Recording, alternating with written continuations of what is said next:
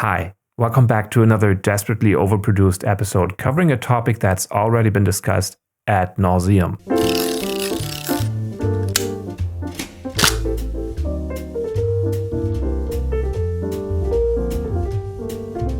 Alright, back in 2012, me and my brother took our mom to New York City because up until that point, she and my dad had only been on a plane once for their honeymoon. It took us a solid 13 years to recover from that, and just when we regained our will to live, my dad turned 70 and he chose Istanbul as the perfect getaway for his anniversary. I guess his game plan was to score at least 2 continents for the price of 1, so I figured it would be the perfect chance for me to test drive my brand new Leica M6, because it's 1 camera for the price of 2.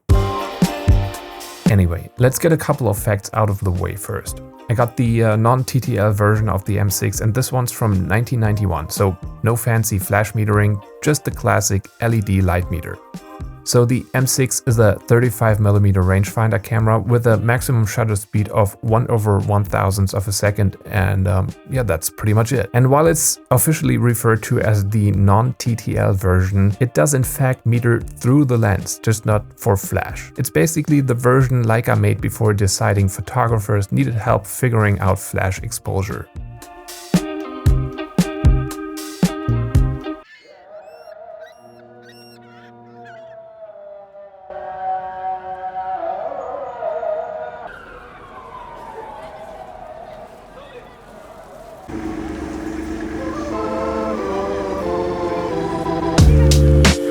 Thank you, FREEWELL, for supporting this episode. Okay, so first time in Istanbul. We had 4 days to get lost, shoot some film, and make sure my dad survives his first big trip in 45 years without starting an international diplomatic crisis. We stayed in Galata, which is part of Beyoğlu, with narrow streets, crumbling facades, and very close to the water. Anyway, it was time to take the M6 for a spin despite the weather doing its best impression of London in November.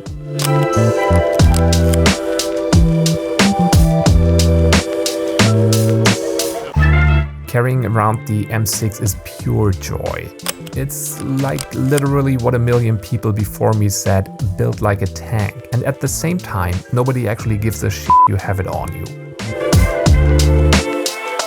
So to get my feet wet with this thing, I went with the Voigtländer 35mm f2 Ultron, which for me is in the sweet spot of being both wide and sharp enough for a trip like this.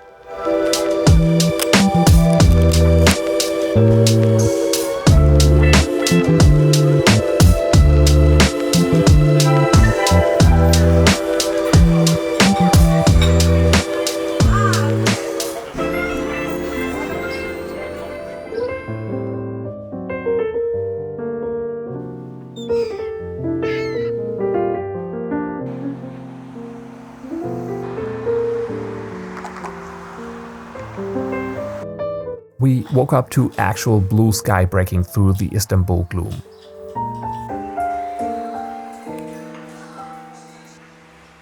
So we decided it was time to hit up a barber shop to get a new haircut. I told the barber something like 70s B-movie undercover agent please, and he didn't disappoint.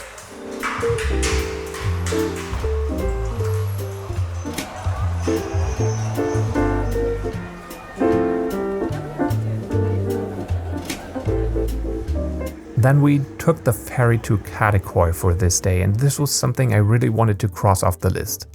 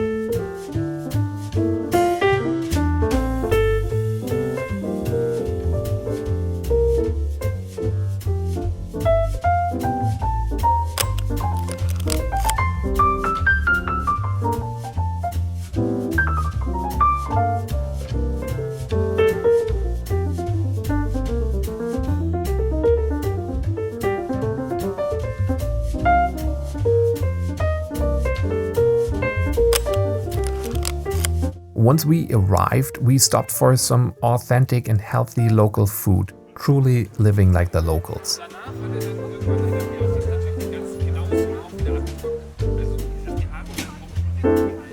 Anyway, we wandered Katowice markets, capturing some of the reflections and textures and people doing people things.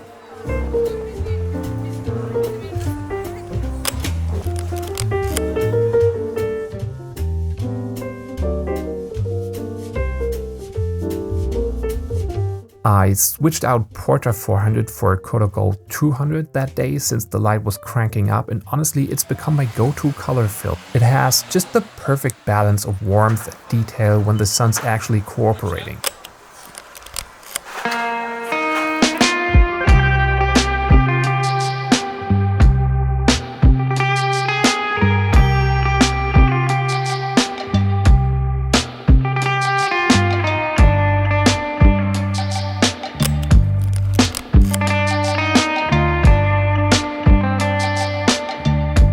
Finally, we rode the ferry back at sunset as Istanbul was putting on a show for us.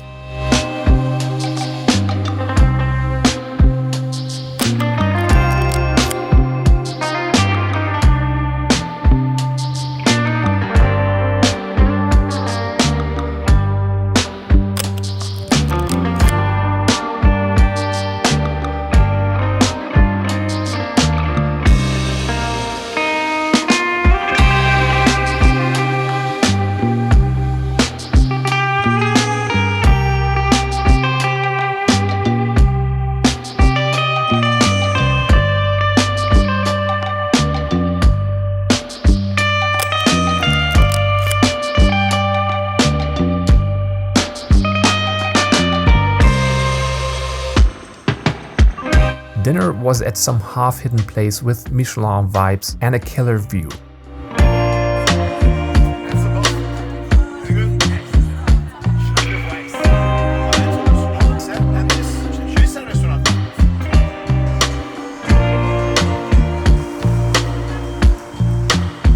It's been one of those nights you can only cap out with an uncontrolled outbreak of manly affection before hitting the hay.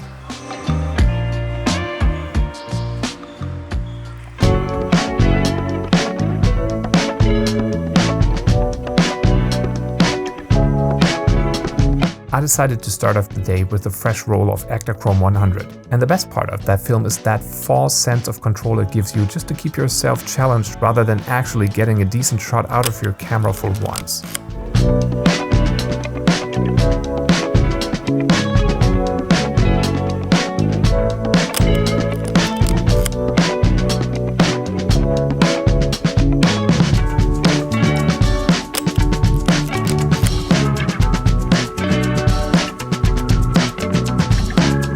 We took the tram out to Fenerbahce and I really loved that switch from chaos to something slower.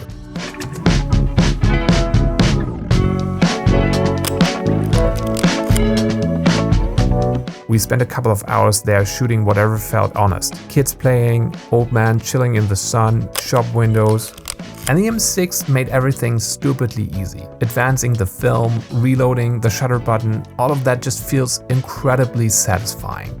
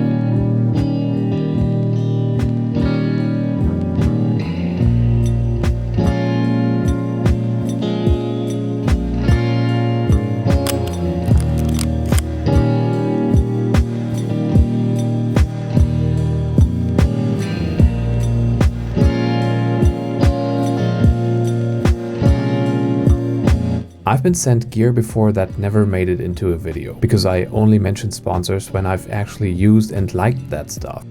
FREEWELL has been a loyal partner in the past, and when they found out about my trip to Istanbul, they sent over their iPhone Filmmaker Cine Kit. It includes a 1 to 5 stop variable ND filter, a MagSafe case, an anamorphic lens, and to my surprise, a genuinely useful Bluetooth grip. They also included their VlogPod 3K, which has officially dethroned my old GorillaPod. It's more stable, more adaptable, and generally just better. This gear turned out to be super helpful on the streets of Istanbul, and I'm not getting paid to say this.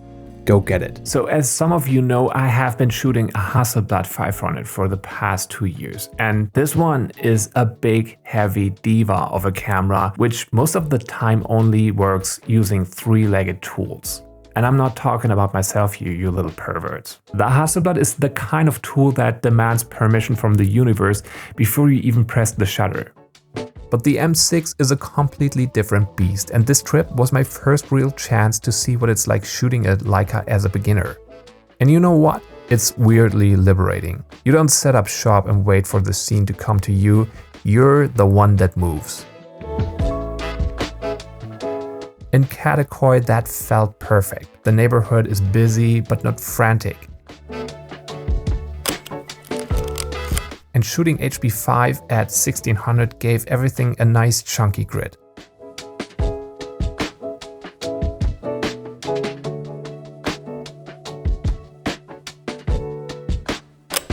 There's this sense of freedom. You can try stuff, miss focus, experiment, burn frames on nothing special just to see if maybe it is special. Load film, set exposure, focus, and that's it. It is pretty much the definition of a point and shoot.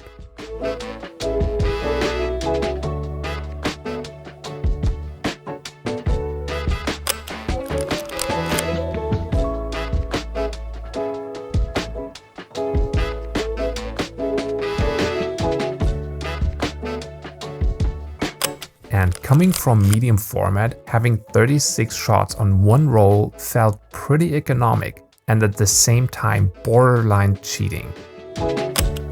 It's literally like waking up to find out your Tinder date brought 2 more friends. And you're not constantly thinking, is this worth 1/12 of a roll that costs more than dinner? Framing with a rangefinder isn't about precision. It is about anticipation. You start predicting movement using the frame lines, reading gestures, and you stop obsessing over the very last bit of sharpness and start caring about feel.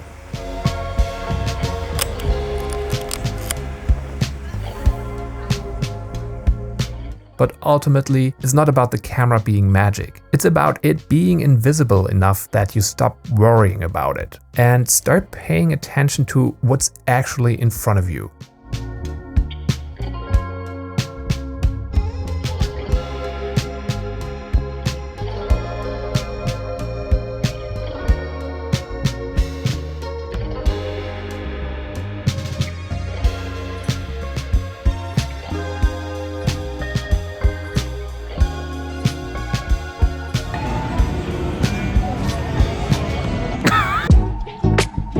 The next day started off with grey skies and some drizzle, which seemed to be Istanbul's way of reminding us it can absolutely kill the vibe whenever it feels like it.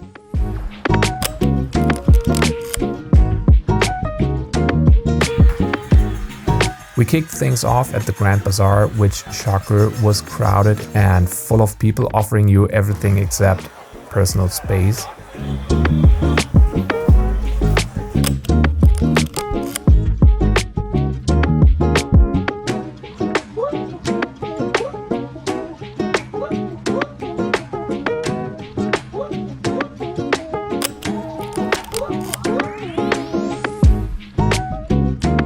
Then we went to see the Hagia Sophia, and I'm not gonna lie, I thought it was mid. Maybe there were too many expectations. Maybe it was just too dark and overall not in a great condition, being like 1500 years old, which is pretty much what my brother says about me.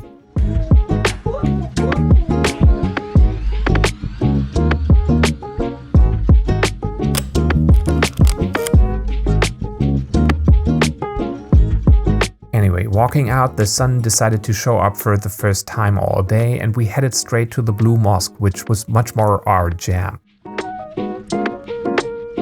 Light flooding in, details everywhere, easy to lose track of time.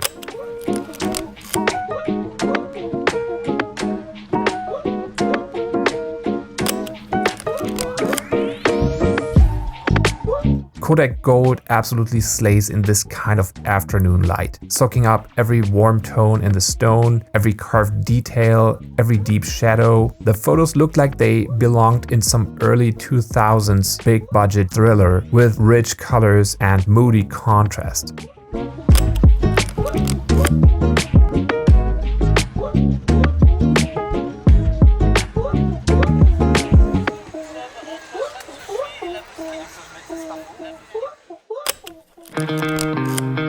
We headed back toward Galata as the sun dropped where the bridge was doing its usual magic before calling it for the day.